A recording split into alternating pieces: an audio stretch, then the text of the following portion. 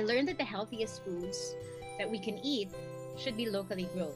So when we eat locally grown organic food, we cut the food chain, we cut all the preservatives, we say Mm, no to all the chemicals, it's lengthening the life. What I wish for Filipino homes is to bring back more of the Bahay-Kubo vegetables, mm, um, to add more diversity to their diet because I feel that that's what's missing in our. We need to start letting them taste because we all grew up with this song, not really knowing the taste of all, like half of the vegetables that are in the song, right? We just know the song, but we don't really know the how it looks like and the diversity also in the plant world.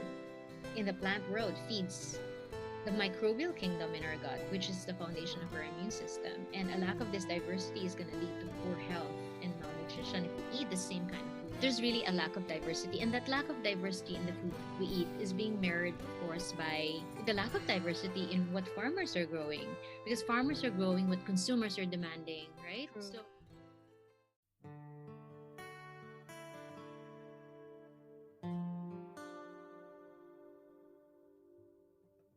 Welcome to the Seed Podcast. My name is Rowena Suarez. I am your host, and I am bringing you conversations and stories about initiatives, projects, and advocacies that are giving birth to a new world. A better world, you can say. Yes, the world as we know it is crumbling and in disarray, but there is also a new world that is being born. I believe that there is hope and that in each one of us is a seed that has been planted for us to grow and nurture. We are the seeds that have been planted to transform the world.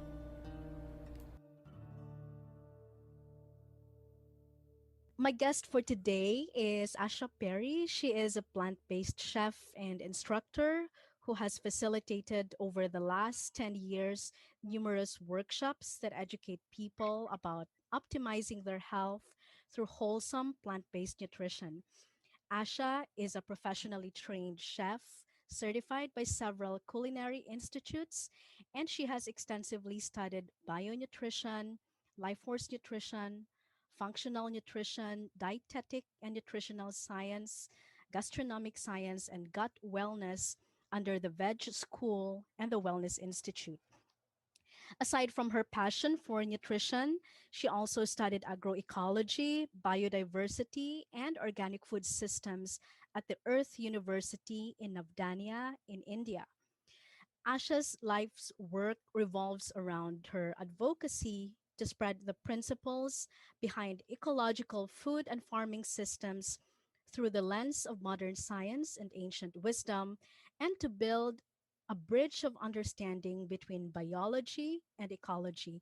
She loves studying about traditional food cultures, and she advocates organic living, biodiversity, and seed freedom. Her kitchen activism promotes the use of indigenous, forgotten, and undervalued crops in everyday cooking to bring back the lost diversity and missing nutrition in our diet. I'm so thrilled and excited that Asha is here with us today. Asha, welcome to the podcast and thank you for your time. oh, thank you so much for inviting me to the Seed Podcast, Rowena. You're welcome, Asha. My pleasure. My introduction to your work was through those delicious dishes that you served at the Heartmouth workshop that I facilitated and that you hosted at your place in Pasig, right? And a year after that, I joined your Ecology of Food course. That was when I saw that your work is more than just about cooking. When people look at your Facebook page or your Instagram page and they see your photos but not read what you write, which you write beautifully by the way, they'd probably think that your work is mainly about cooking, preparing delicious dishes, and making sure that they are well plated. Of course, I know that that's a part of it, but definitely not the entirety of it. So, Asha, I'd like to invite you to tell us more about the ecology of food. I thought it will be great to start from there. Oh, thank you so much for allowing me to share. Rowena, I'm always so passionate to talk about ecology of food, this work that I do, my passion for cooking, for food preparation that is plant-based, and also, being an environmental advocate for a long time. So About ecology of food, there are two things I would like to share. First Mm, of all, as a chef, as a plant-based chef, and also as an environmental advocate, the kitchen is my educational platform for the students to learn and to have a conversation about the issues in our food system. And there are a lot. So when my students attend my course, which is a 7-day intensive course in our training center in Calaca, Batangas, we go through this whole process where they really try to understand what's happening in our food system. So we talk about chemical farming, the use of pesticides and herbicides that's tied to our health and environment. And there's also like factory farming that's tied to ethical health environmental issues as well. There's also mm, the issue of food waste and food distribution, which are tied to social justice issues.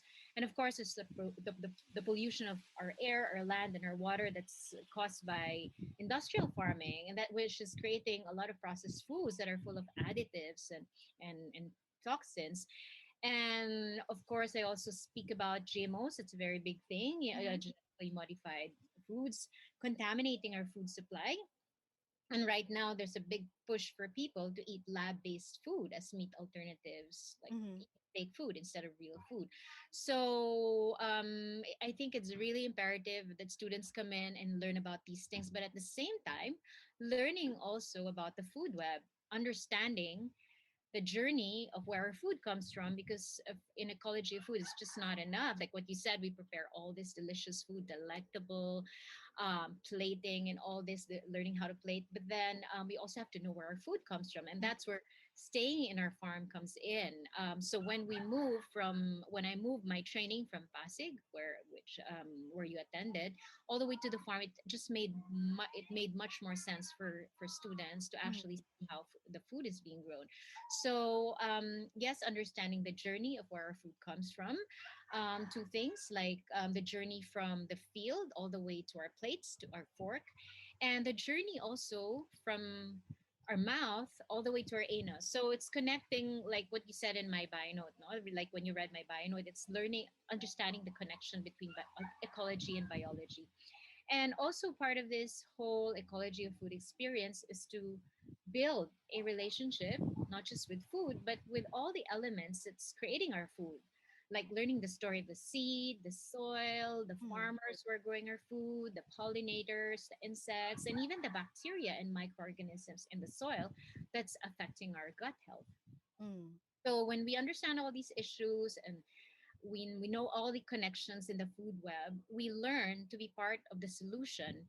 We learn to see the interconnectedness in life as a whole, and this makes students feel more empowered about how we can all heal our food system together, and how this all ties up with, our role as human beings to make a mm, difference in this planet. So aside from the educational aspect of ecology of food, there's also, of course, the culinary education, the culinary know-how. It's bringing all this awareness and advocacy about health and environmental advocacy in the kitchen. So I'd like to call this kitchen activism.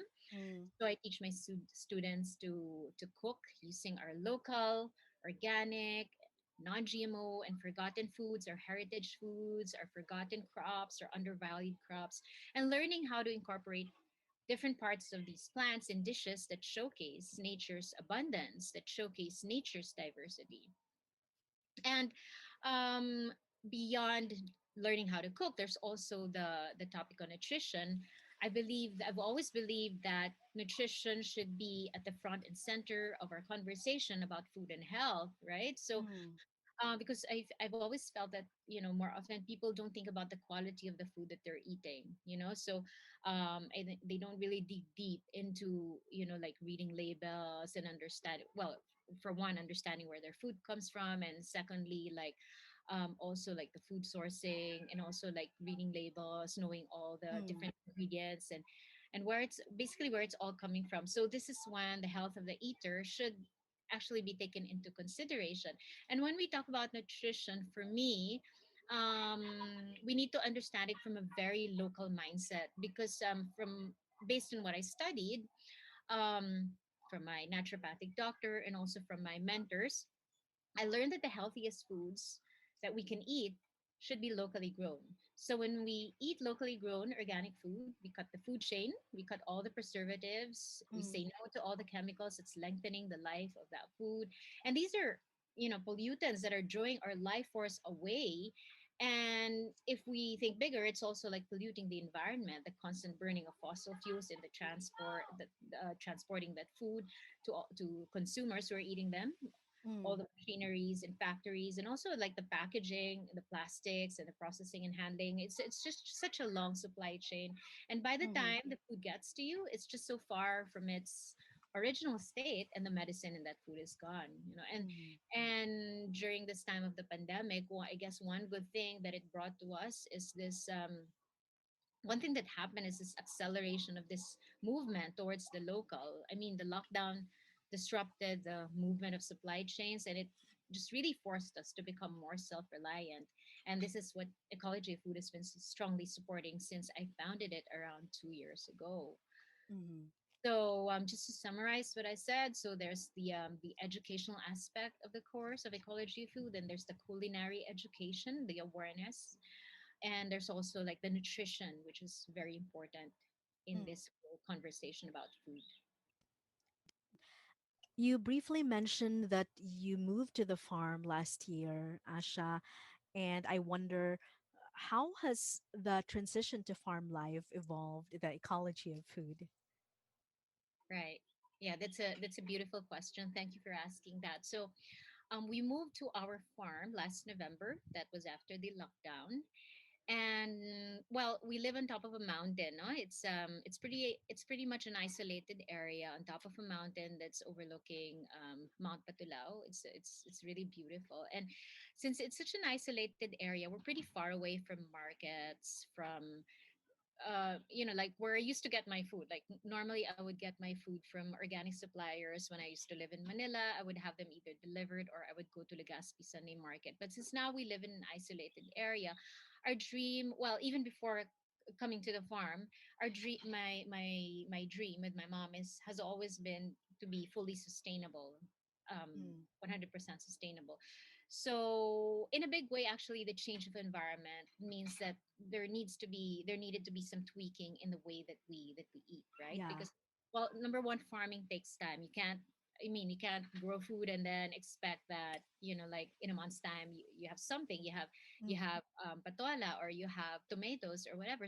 So in a way, during this transition, moving from Pasig, from the city, having a city-based consciousness, and then moving to a farm, I could say that it took me a while. Like it took me around 2 months to really like study what is in my ecosystem that can feed me. You know what I'm saying? Because mm, yeah. I've always felt that when I was living in the city, I was eating pretty much diverse food. Like there was whenever I would go to the Sunday market, to the local organic Sunday market, I mean there was a diversity of food. Like it could be anything I want, like a little bit of this and a little bit of that, different varieties of a crop. And yeah, it feels good that you're eating as diverse as possible. But with the change of environment, we had all of a sudden we had like limited food, because when we started out, we needed to be patient before all Mm, these crops that we planted would grow and we would harvest them. So among Manny, actually, the farmer who I normally order my veggies from, he gave me really good advice. He told me to study my food ecosystem, mm, to see what kind of food grows naturally in my environment. No, so that's the first thing that I did. And so after 2 to 3 months, I found some, like naturally growing crops in our area, like these black beans, like they're called kibal, and also mm, some wild edibles as well. And of course, the cassava grows abundantly like whole year round. We started planting cassava even before the lockdown. So it's really like all about working with what I had, and trying to be as diverse. If I couldn't have the diversity in the different crops that would usually order from my organic suppliers, I worked on the diversity of food preparation. Like for example, mm. cassava, preparing it in so many different ways. So it's like a whole new world of creativity opened up to me, from Yeah. another level. And it's such a beautiful experience, no? Because as a chef, I'm always learning. I studied in a lot of courses, but I feel like I'm a constant learner. I'm always learning from nature. So the study, my recent study of our food ecosystem has got me integrating all these in my dishes. And Yeah. so like, I'll share with you some of my recent discoveries are like these black beans. They're called kibal. And I would even ask the farmers, like, how do you normally prepare these? And they would give me ideas. And then I would go to my kitchen and experiment, and I would try to make them healthier too. And Mm. then I also discover that, like, I do a lot of research on the internet about nutrition, about forgotten food crops, undervalued food crops. And then I discovered that sigarilyas roots pala can be dug up and eaten, So, Ah. and then, yeah, there's so many things that we forgot that are just there in the farm Mm. that we just need to take a closer look, ask the farmers, ask around, and also do a little bit of research. Mm. And then what has also been my curiosity since I moved to the farm, as I mentioned, is to get to know our undervalued and forgotten crops, like super simple crops like patola, patani, which naturally grows in our farm. Um, what else? Yeah, cassava, taro, also even like calabasa. I learned Mm. how to use not just the calabasa fruit, but all the different parts, even the vines and also the flowers, and also the fiber inside that's holding the seeds. Mm. Yeah, Yeah, yeah. That mushy part yeah, the of mushy kalabasa. part. Yeah. Yeah, and this is, I feel that this knowledge is very important for food security. It if we just learn how to use all the different parts of the plant that are normally discarded and thrown away, this can actually help us, deal with issues of malnutrition. And this is something that I want to teach in my future courses. Now, right now I'm developing new content for a future course that's going to focus on these forgotten crops. Mm. And then also learning more about these undervalued crops, forgotten crops from a health, nutrition, and environmental perspective. These crops can really survive extreme changes of weather. Like last year when we planted sigarilyas. It takes a lot of time to grow, like minimum of like 5 months. But then when it gives you fruit already, when it gives you food to eat, it can give you food for many months, even more than Mm. 7 months. Mm. And then it was the only plant, one of the few plants that survived after the typhoon last October. Mm. So I feel that we have to really understand and look at, dig deeper, and identify what are these different crops that have a really strong immune system that they can survive all these extreme changes of weather, because this is the wisdom that we want to bring into our system. And they don't even need chemicals and fertilizers that degrade the soil and human health, and also affecting the loss of biodiversity. So yeah, they're very low input based. They're very Mm. super low maintenance. So as a chef, I'm constantly learning and being humbled by what nature's teaching, and I'm just so glad that I now live in a farm. Mm. So we're Yeah. growing diversity. Yes, little by little, we're growing more food to eat, and then since we save seeds and exchange seeds as well, so we're trying to also bring that into integrate that into our food ecosystem as well. Yeah, beautiful. I love how when you were describing about making sure that you get to know what's in your ecosystem and really learning how else to cook whatever is there. I love how that really teaches us more confidence, right? Right. And especially I personally believe that if people enroll in a course like ecology of food, it can really give them more confidence that they can come up with something based on what they have, and that is teaching us how it is to really eat local, right? Right. And can I just say In fact. something, like you mentioned that this is teaching us to eat local, and yet regional as well. Like Mm. like within your within your area. I mean, local means like it's a broad topic too, right? But Mhm. like wherever you are, in whatever context you're at, like you can really try to understand that context and bring that wisdom into your work. So I Mhm. think that's what's exciting about what our shared identity and what we're I doing. know, That right? we're really trying to understand nature in all its dimensions. Yeah, and the other value that you mentioned is about being patient, right? Because we Right. know that the advent of processed food and instant food and GMOs have something to do with our not being patient, right?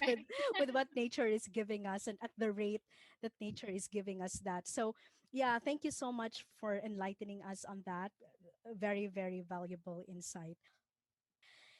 You also mentioned, Asha, that you got to interact with the farmers who are there. In fact, they have introduced some crops to you, some produce that you didn't know about in the past, right? Mhm. And then you started experimenting. So it feels like there is some integration, some kind of community that is forming wherever you are right now. Can you speak more about that? So definitely our presence in this area in the barangay. Now, our presence is creating all these avenues to weave our advocacies to involve our, if not the whole barangay, but at least our immediate community. Mm, And our advocacy has always been not just to promote healthy eating to my students, plant-based living, organic living to my students, but a part of the whole advocacy is to involve community. So the advocacy is to build all these conscious connections and to kind of build the Filipino food web. And so in my, at least in our context in the farm, in our farm area, so one of the things that we did, one of the first things that we did after like around 2 months of settling down in the farm was to reach out to the leaders in the barangay to ask for mm, their support, because at some point in time, like last January, we brought in Masipag, which stands for Magsasaka at Scientifico para sa Pag-unlad ng Agrikultura. It's an NGO who's at the forefront of food democracy in the Philippines, the non-GMO movement. So mm, last January, we invited them to do an orientation on sustainable agriculture, and we invited farmers, not just farmers, but those who were just interested to listen. So what I did with one of my staff was to go around from house to house to explain and to make them understand, you know, what this orientation was all about. And mm, because I felt that it wasn't enough to just, you know, like spread the word. I really needed to get to know them, like see their faces, talk to them, mm. for them to also get to know me, Yeah. why we're here and all that. Basically the training. So we had around 30 plus attendees, Mm-hmm. curious attendees, and Masipag sent their advocacy officers. Dr. Chito Medina was there, their partner scientist, and also a partner, the farmer trainer Joel, two farmer trainers, Joel and also Nanay Virgie. So they gave an overview of what organic farming is all about, and also the vision of Masipag to help resource poor farmers to uplift their quality of life, you know, in terms of health and also their economic situation, and of course also to connect organic farming to the larger issue of mitigating climate change. Mm-hmm. And so to cut the long story short, after a month, we started asking who would be interested to join the association that we wanted to form. Mm-hmm. So, of course, we didn't expect everybody to join. Yeah. Out of the 30 plus attendees, we were able to get the interest of around ten Mm-hmm. farmers, which is a pretty good start. No? Mm-hmm. So, I agree. yeah, so we formed BOFA, which means Barangay Organic Farmers Association, which actually the name came from the farmers themselves. They wanted Mm, all the terms to be there, organic, and then farmers, and then also, you know, it's an association. So BOFA, or Bisaya Organic Farmers Association, was founded to promote organic farming principles and practices using, you know, Masipag as a model, and also the Navdanya Biodiversity Farm, where my mom and I stayed 2 years ago to learn from Dr. Vanda Nashiva for 1 month. So um, right now we are in our infant stages, you know, so we want to involve more and more farmers to join, and we know that this is going to be a slow process because the culture and the mindset of those living in any barangay is very difficult to change, because the norm in farming has always been like monoculture based and fertilizer based yeah. farming. But then we feel that as we model, you know, like organic farming practices, then, you know, the ultimate goal is to show farmers that organic can actually be economically viable, because right now it's not very attractive to a lot of them, because I mean they've had this long journey, this long experience, that they've always lacked all these safety nets, you know, Yeah. like Yeah. from from the government perhaps, or like they there's this fear that um they're not going to be self-sustainable. So, and it's very difficult to change habits and to change mindsets, so it's a risk for them. So from the 10 farmers that we have right now in the association, we're really like, my mom is working with them, she's Mm. training them in a way, and Wow. it's also training them. I mean, my mom is sharing whatever knowledge she has because she also studied permaculture, Yep. and I also know about organic farming in theory and all this. And there's also Masipag coming in every once in a while to give training on soil fertility, alternative pest management, and all this. So it's a continuous training that's gonna happen, as we become eventually become a member of Masipag. Mm. So the goal is to be a model biodiversity farm, and in the future we would like to attract more farmers to join because I mean ultimately the goal is to create a 100% organic barangay, barangay Bisaya, right? We want the whole barangay to be fully sustainable, and that'll Mm. take a while. We understand that. I mean, we talk about patience, it's a whole process. Yeah. So we're willing to go through, we're willing to go through this whole slow process, or Mhm. this whole organic process of building this community. Yeah. Thank you. I wanted to verify, did B and BOFA mean stand for barangay or I'm Bisaya? so sorry, it's Bisaya. It's Bisaya. Yeah, And barangay Bisaya, yeah. why Bisaya. barangay Bisaya? It doesn't mean that these are people who are Bisaya, but No. rather that's the name of the barangay. That's the name of the barangay. Actually, that was one of Ah, my okay. questions as well when my mom and I came in. But no, they don't speak Bisaya. They speak. Yeah. Looking at all of these things that are currently unfolding, it makes me wonder, what it is exactly that you and your mom are trying to make happen. What is it that you're trying to create? Oh wow. Well, first and foremost is the farming. No, as I mentioned, the organic farming practices. Actually, the farmers, some of the farmers that we're working with right now, they already know these practices from way back, because Mm, we have farmers who are already in their 50s, in their 60s, and this is what they know how to do it. They know the traditional ways of farming, but then like it's either they've forgotten it or they're not practicing it anymore because they've been revolutionized by this whole green revolution idea of doing monoculture farming. But aside also from the farming, we feel that the farming goes hand in hand with ecological waste management. mm, So you're like turning waste into wealth, to close like the organic loop where resources go back to the earth. So composting is a big thing, learning how to compost. And we feel that this is one of the hardest to implement because, like in our barangay, there's just an overwhelming amount of waste that they have accumulated. And now like bawal na to it's not allowed anymore to just throw your plastics anywhere, and also mm. to burn your yard waste, which is actually part of an act, right? The Ecological Solid Waste Management Yep. Act, the Clean Air Act.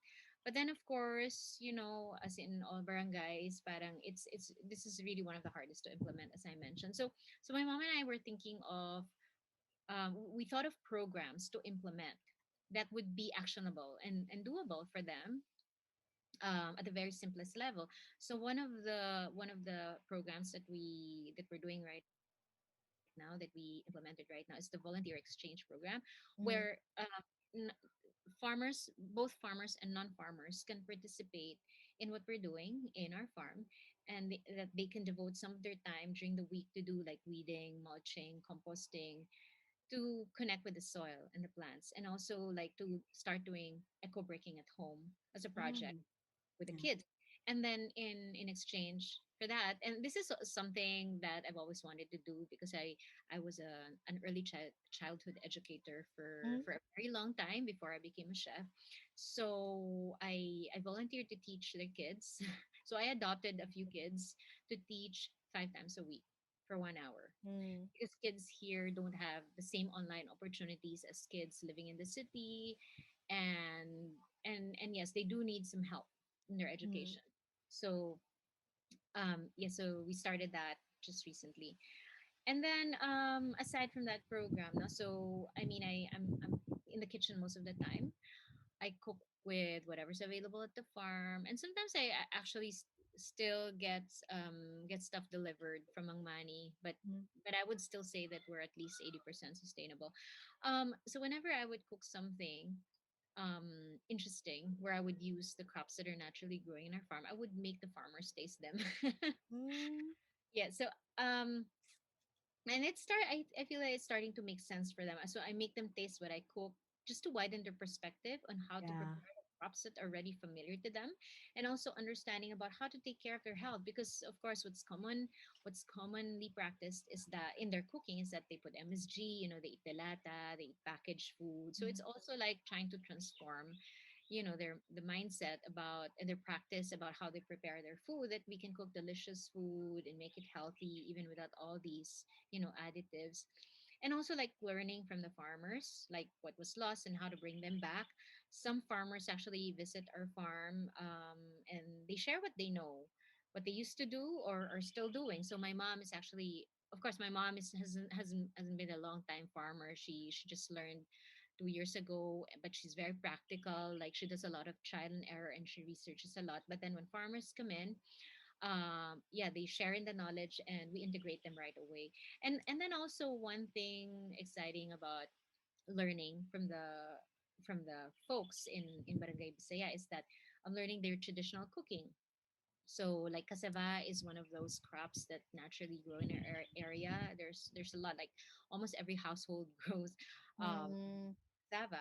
So I learned a few things like how to make tinapek, which is parang a popular merienda here, where they just mix grated cassava and sugar and then they cook it on a pan Mhm. like a pancake.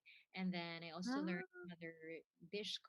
another snack called Salabat, which is just cassava that's boiled with sugar and ginger.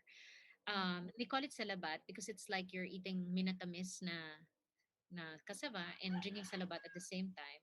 Mm. Those things I find really exciting. I mean, how thinking about how they were able to develop all these recipes Mm. that's so naturally available in their environment. So yeah, giving me more ideas on how to work with very simple crops and making it healthier, and eventually integrating that as well into my ecology of food course. And then you asked a question about what I want to make happen in the world. Actually, there's a lot that I want to say about that, and this is, I think, where I want to bring in my experience in Avdanya, no? Because I guess that's where it all started, how the advocacy became bigger. So my mom and I attended the 1 month course of Dr. Vanda Nashiva in Uttarakhand, India.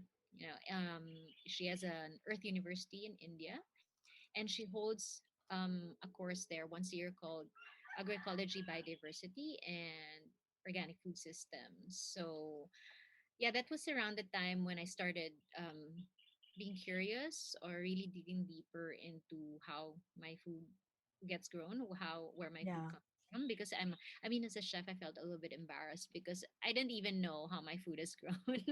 I Mhm. just know that it's healthy, it's organic, but I had no idea about farming and all this. But it's something that I've always wanted to learn. So after coming back from this transformational course, um, I founded Bread of Freedom, which is a consumer activist platform, which raises issues about all these critical issues in our food system.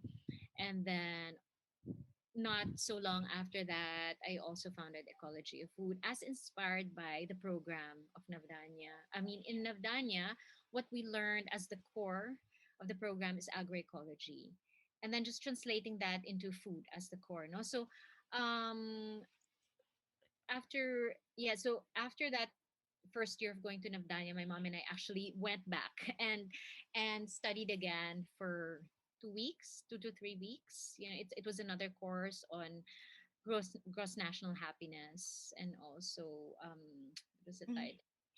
Gandhi, Mm. the relevance of Gandhi in modern times, something like that. So two things, no. So what we want to make happen, like two things: freedom and also sovereignty.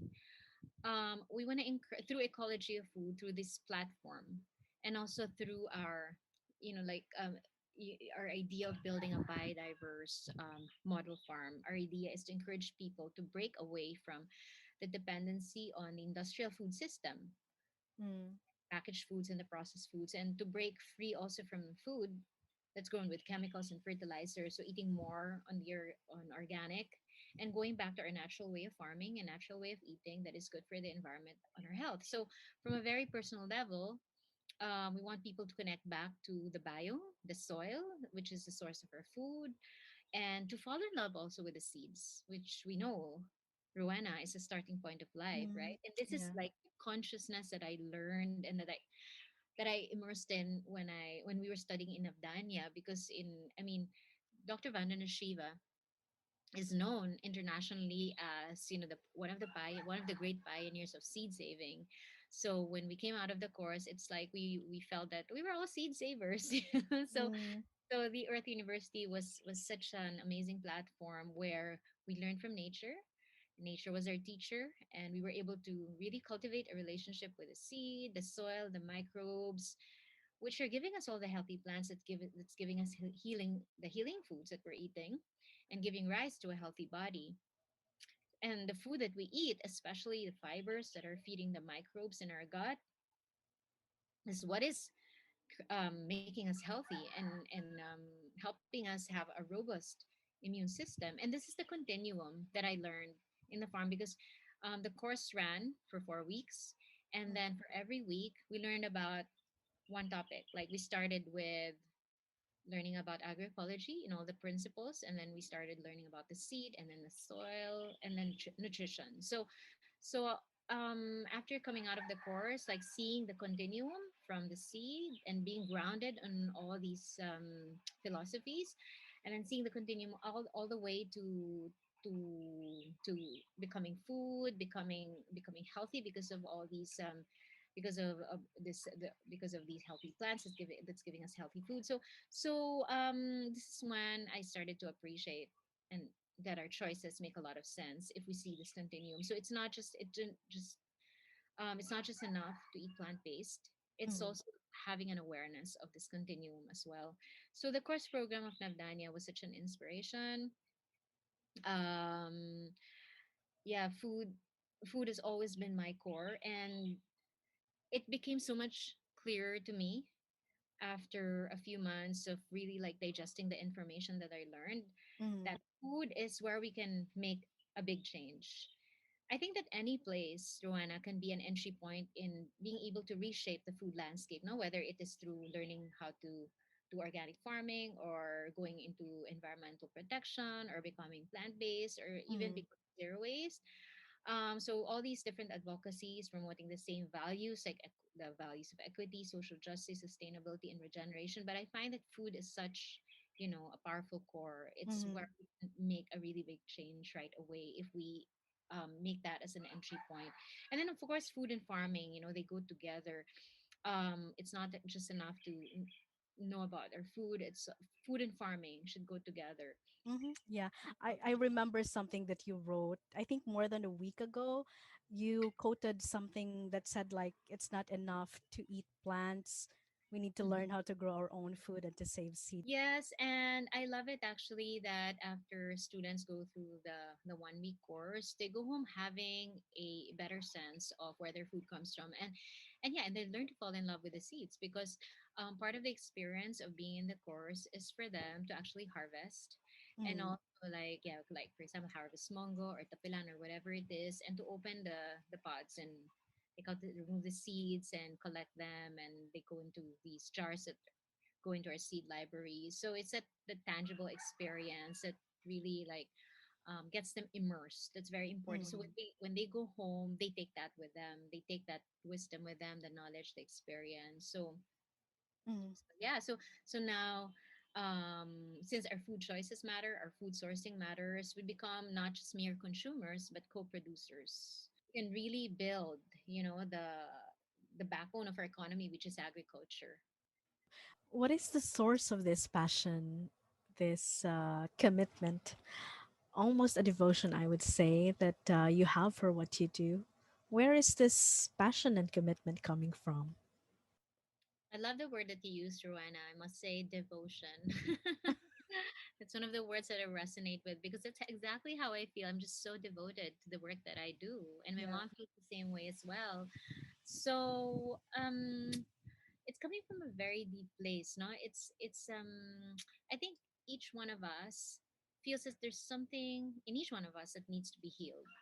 And this is where I feel that the word regeneration comes in. It's a very powerful word, not regeneration and also renewal. And when I was invited by Dom Anne Macagne to speak before farmers Mm-hmm. in a conference that was held in Sagada around a year and a half ago, I was that was a time when, well, we already bought the farm at the time, but we were thinking of a name that would embody all our entire vision for building this farm. Mm-hmm. So I met this farmer, and I was just like chatting with her and asking her about um, I was thinking of like a name that's not Tagalog, that has a different that's in a different dialect. So I was just like chatting with her and asking her, what do you think is a what is your dialect or language for regeneration or for returning back to the source? Because that's what Mm-hmm. what I want what I want our farm to represent. So and then she mentioned the word subli, and that it kind of clicked to me. Like, I like the sound of the word. It's actually also a dance. Yeah. And I'm a dancer. Yeah, a dance, right? Sabli is like a folk dance. But the deeper meaning, I think it's in Cebuano. It means to regenerate and to renew, or Mm-hmm. also to make new the place where something begins, or where Mm-hmm. something springs into being. So my mom and I named our farm Subli, and Beautiful. feel that the meaning to regenerate, renew, to make new, Mm-hmm. the place where something begins, or where something springs into being.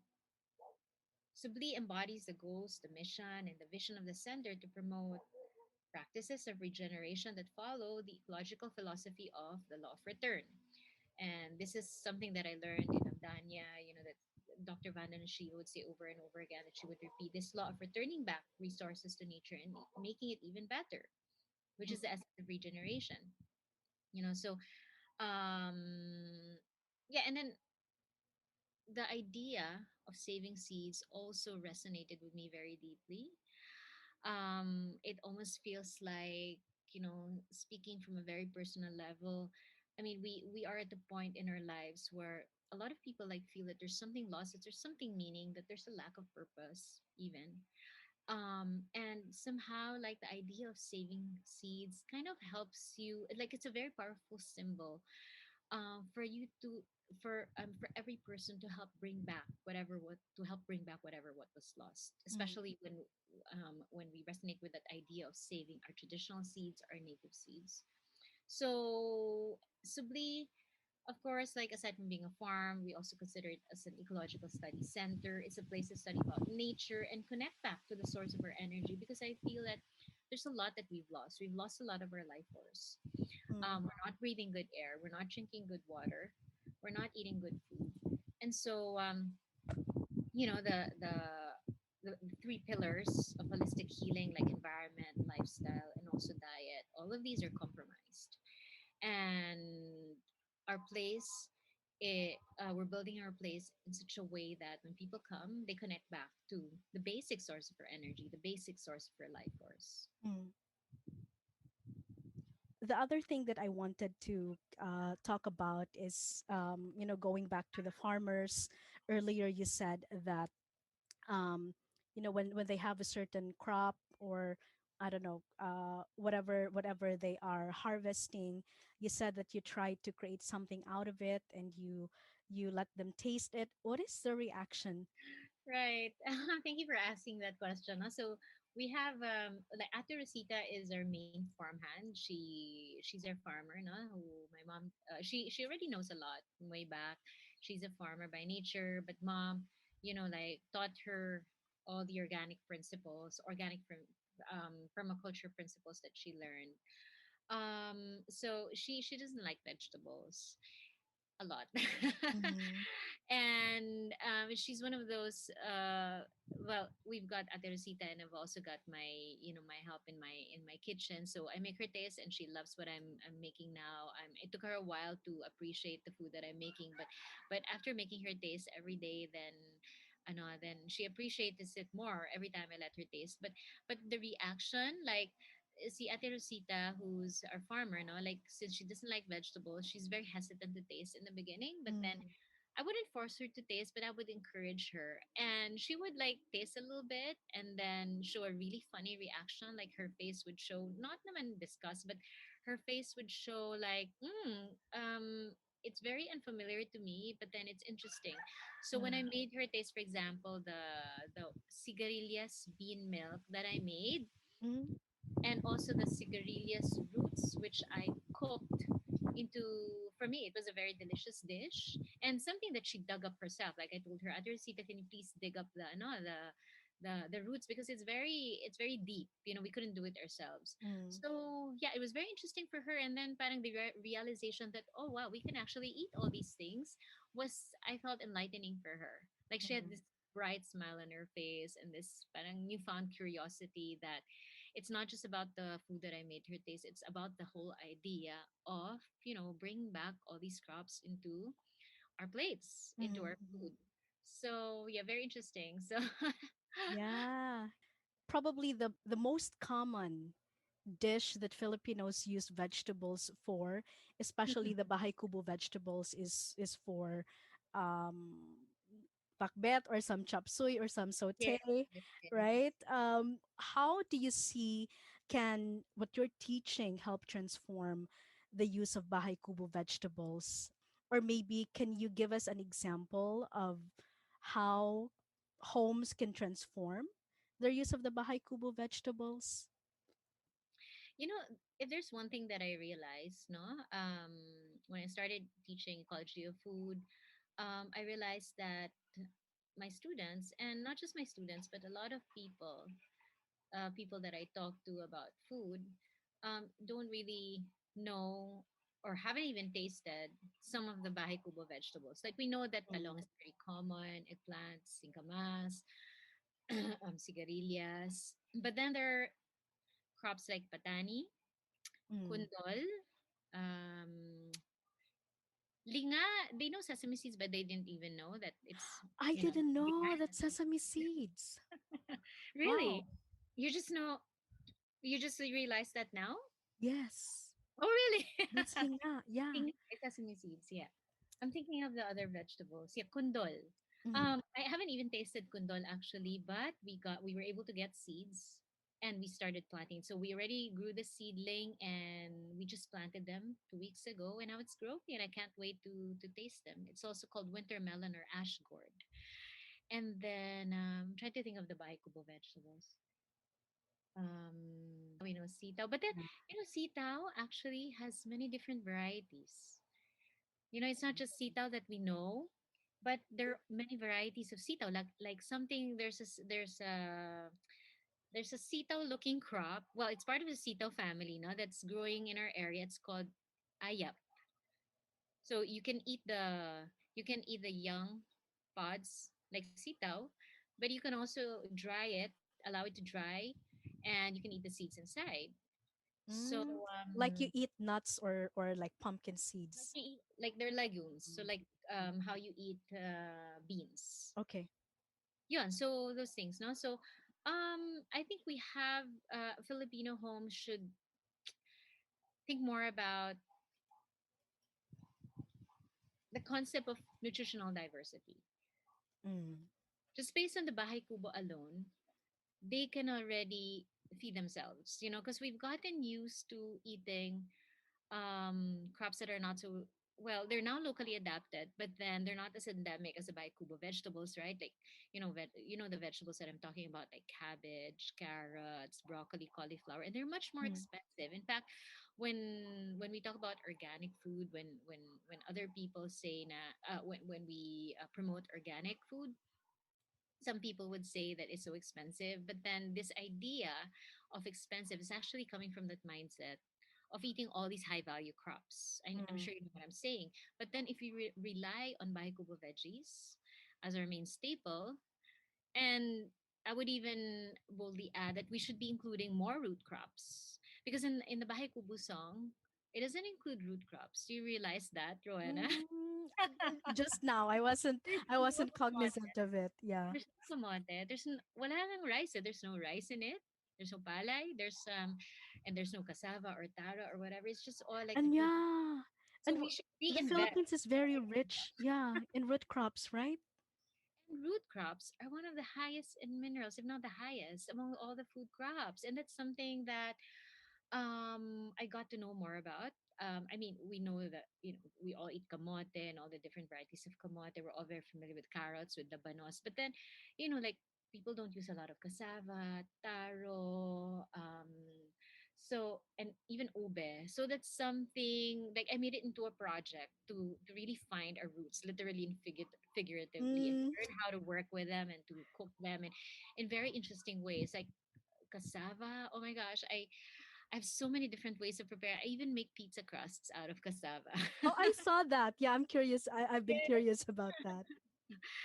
So I even make mozzarella cheese out of cassava. So those things, no. So let's I what I wish for Filipino homes is to bring back more of the Bahay-Kubo vegetables, Mm. um, to add more diversity to their diet because I feel that that's what's missing in our diet in general. It's the diversity, and we can still eat our carrots and our broccoli and all these high value crops, but in terms of the resilience in our food crops, these are the most resilient.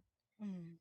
I mean, when a farmer like plants cabbage or lettuce, for instance, when there's a typhoon and the farmer gets wiped out, that's the first thing that's going to get wiped out, right? The lettuce and, and all the Yeah. cabbage. They're not as resilient as the root crops, ayun, sigarilyas, or beans and all that. So I'm teaching people how to have a more regenerative diet, and also to start eating more real food, that comes from the earth, because this is the life force that we want to bring into the kitchen, where our food is actually breathing, it's fresh. If you don't have a farm, you can actually grow your own food. And if you don't have a garden, if you well you can plant in a pot. At least you can plant some herbs or leafy greens, like for example talinum. Like compared Yeah. to lettuce, talinum is much more resilient. So I actually stopped using lettuce in my Hmm. salad. I actually eat more talinum now, and also our alugbati and talbos ng kamote. So that's not even actually in the Bahay Kubo song, right? I mean, the leafy Yeah. greens that are very, very potent in their medicine, in their antioxidants, like alugbati, malunggay.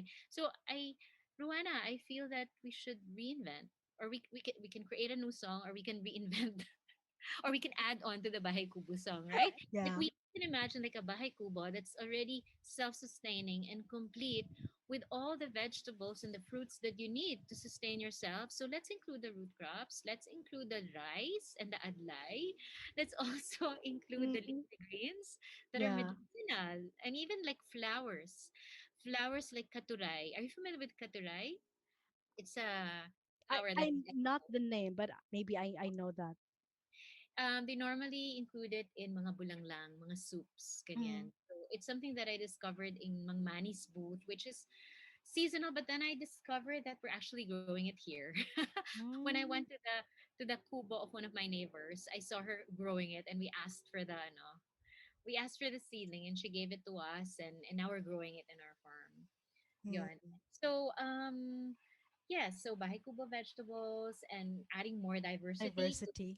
Hmm. to what is in the song, because to rebuild actually the foundation of our health, which is something that we lost, and we need to reclaim.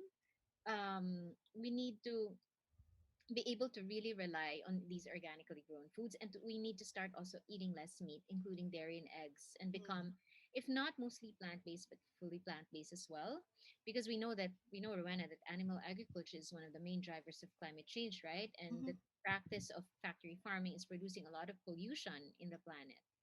So if we do fall sick, because as we know, there are a lot of environmental triggers. A lot of toxins coming in and coming from the environment, not just the food in itself. Not to mention our the very unhealthy lifestyle that a lot of people are experiencing, and the pandemic itself is triggering a lot of stress. So we need to build our resilience in such a way that if we fall sick, we must be able to bounce back without our immune system collapsing. Hmm.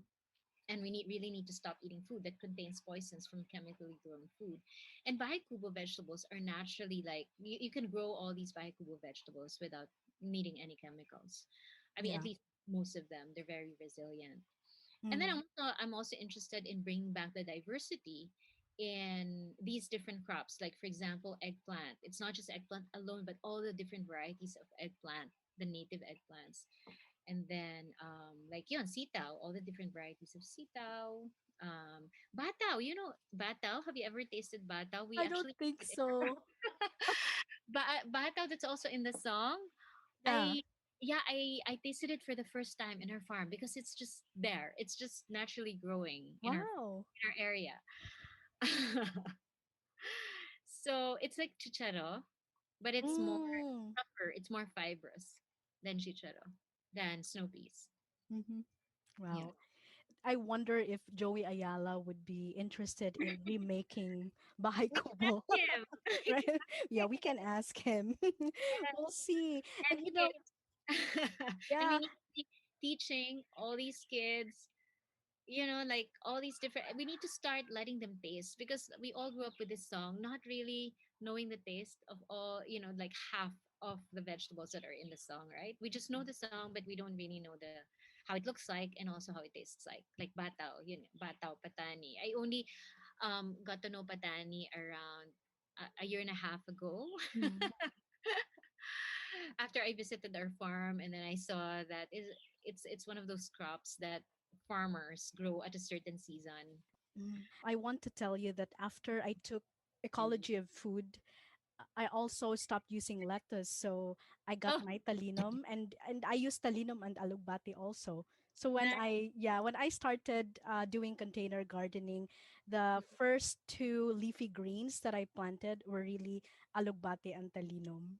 Actually, a lot of farmers here don't know about talinum. They just see it as a weed. And I think it is a weed. When I went to India, yeah, when I lived in Avdanya, I actually saw talinum growing in the wild. They're not even farmers are not even paying attention to it, and also because I think Indians don't really eat a lot of salads. They eat more of warm food and root crops if they're gonna eat it raw. So, but here in the Philippines, I really am really excited that more and more people are getting to know like talinum. I first learned about it in Kai farms Mhm. after Amina gave me like a cutting, and then my mom and I planted it, and yeah, and after like a month we were so abundant with talinum. Yeah, yeah, it's so And it abundant. didn't stop growing. It's super low maintenance. We went to India. When we came back, it's still there. And can I Wow. say about like Filipino homes? My dream for Filipino homes is that I feel that everyone at home should start cooking together as a family and eating together and having the same consciousness together and cultivating values around compassion and caring for others and the environment, because I really feel that the family unit is a basic. Mm, Society is collapsing as the world becomes more digital and artificial and relating with each other. And I feel that food is what can unite family again, the family members. And yeah, because like pandemic is causing more isolation within not just this family unit, but in different communities, especially now that there's very minimal face to face, right? mm, So, and mothers also, as the embodiment of mother nature taking care of its children, which is all of us, our children, should educate themselves about nutrition, about the science of the gut, about growing food for the family, all these little things that can make a healthy family, because this is what we're really needing right now. I mean, on a physical level, emotionally, and spiritually, I think mothers should take a more active role in educating themselves and being more informed and aware and awakened. I think there mm. should be a course just for mothers, don't you think so? I And think for so. parents. Yeah. Asha, most of the things that you have shared with us has something to do with how we, in our own ways, can consciously participate in transforming our food culture and the planet. So, I'd like to ask if there's anything else you want to share around that. Yeah, so the first thing, this is one of the big things that I say to my students as they transition from their integration in our farm, and learning about the ecology of food and going through the training, transitioning from that experience and going back to their homes. Mm. I would tell them to be empowered on a very self level. Empowerment on a self level, I think, is a very basic thing that we can do at the very least. That we have Mm. to start treating our bodies with care, with better care. And in terms of the food, in terms of the food choices that we make, but also to curate or design our life based on ecological values. Mm. Because, like what you mentioned, that the way we treat ourselves is a mirror of our relationship with nature. So I think it's a very powerful experience for people to be really in touch with nature, to be really in touch with soil. Because when they get to know nature, the more you get to know nature, the more you understand yourself. So yeah, so I tell them to like the main call to action I feel of every individual right now, which is what I say to my students as they go through this transition, is to start growing their own food. I think it's very important Mm. um, to build this connection with nature in this way by growing your own food and to learn how to save seeds. I mean, if it's not something as urgent as growing food, that could come at a later time, but growing your own food is a very powerful, transformational experience. Learning how to cook your own food, Mm. uh, this whole like seed to table process. I mean, I've had students already in the past who are already in this transformational, I mean, who've already been transformed and are already doing it.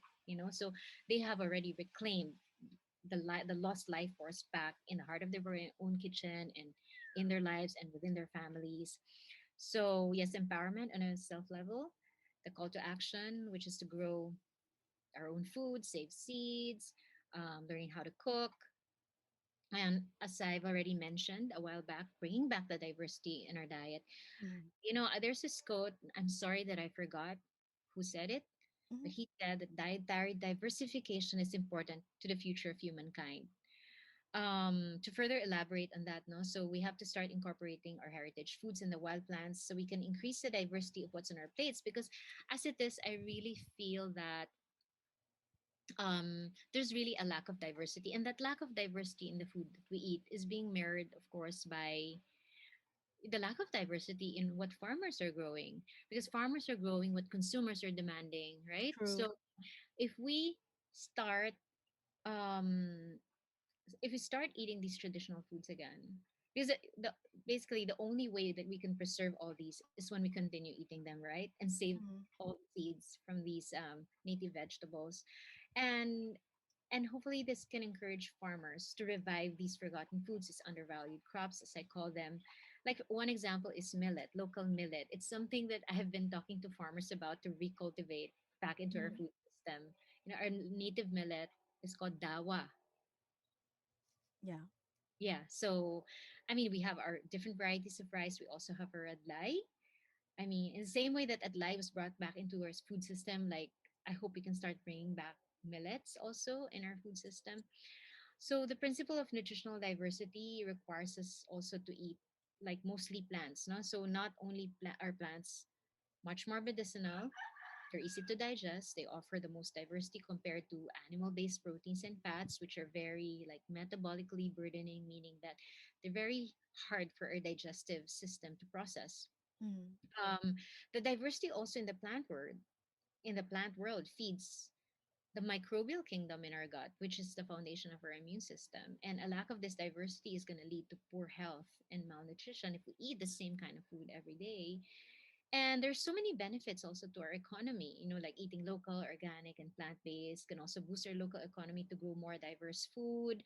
I think we need to have a sense of better food security, especially as the climate becomes worse in the future. We're trying to mitigate climate Mm. change, but then we're also thinking about like how we're going to deal with this emergency, with what's happening. So and we need to feel that we have food to eat even during these times of climate disasters if like some crops are wiped out. So the diversity that's being grown in our farms are very important. We want healthier farms. When farms are healthier and organic farming principles are being practiced, you have natural pest management, you have good soil, you have a diversity of microbes in the soil, which we know Rwanda becomes a carbon sink for excess carbon dioxide in the air, and it's good for the farmers because they can eat what they grow and they can share the rest to the community, and this can solve a lot of poverty and malnutrition issues for these for vulnerable sectors in our society. So plant based. So the way that I feel that I'm helping in this transformation, in this food systems transformation, is to encourage people to eat or to embrace a more plant-based lifestyle. I feel that becoming more plant-based helps us to embrace a more life-based consciousness. Mm. Because first of all, plants contain the medicine that will nourish us and that will heal us. Being able to grow food, grow plants, will heal the planet, and plants will help us survive and will help sustain us. And beyond that, plants can regenerate an entire planet. So everything that we choose to do should be able to generate life in the food that we eat, the food system we support, the lifestyle that we choose to live, and also the environment that should support our well-being. Mhm. So life-based, our consciousness should be life-based. Wonderful. Thank you so much for this very enlightening sharing, Asha. I'd like, if you have any upcoming courses or maybe workshops or lectures, maybe you can invite our listeners so that then they will have a chance to deepen, what they've learned from today. And I think that this is something that should reach many people. Okay, so I run a 7-day course called Ecology of Food, which is held at our training center in Calaca, Batangas. So they can get in touch with me if they want to know more details about that. I just want to say, that at this moment in time, I feel that despite the pandemic, despite the challenges that we're facing, I feel that it's such a great time to be alive. Mm, I mean, we can have a mindset of scarcity, we can have a mindset of like doomsday kind of mindset, but I just feel that, being in this process of unfolding this discovery of finding purpose, finding my place, finding our place in this world together, I feel that we can really be transformed by the choices that we make. So I feel that we're all here definitely to find our place in this world and to awaken ourselves to our purpose in life. We're here to find out how we fit into this puzzle called life. And no matter how small we are, we can make a contribution. And the lesson of the seed is a powerful one. Like I just want to end with this because this is a seed podcast. mhm, yeah. The lesson of the seed is that everything starts from smallness. And this is something that I say as my last words in Ecology of Food. If we're not afraid to start small, we can achieve things. And if we all combine we can achieve big things. And if we all combine our efforts together, trusting in the network that connects us to the same higher purpose, then I have no doubt that the world can be fully awakened and transformed and become more conscious. So thank you so much, Rowena, for having this conversation with me and for allowing me to share about my passion, ecology of food, my work, my farming life. And Thank you. I hope to see you again sometime in the near future. Thank you, Asha. This is so powerful. And I'm excited for more people to get to know more about your work and, truly participate in the work that you do, in the work that we do. And like you said, I agree. This can really transform the world. Thank you so much. Yes, and let's keep this conversation going. It doesn't stop because things are always unfolding. I know, that's right. We should have another conversation, actually. I'm looking forward to that. Thank you again.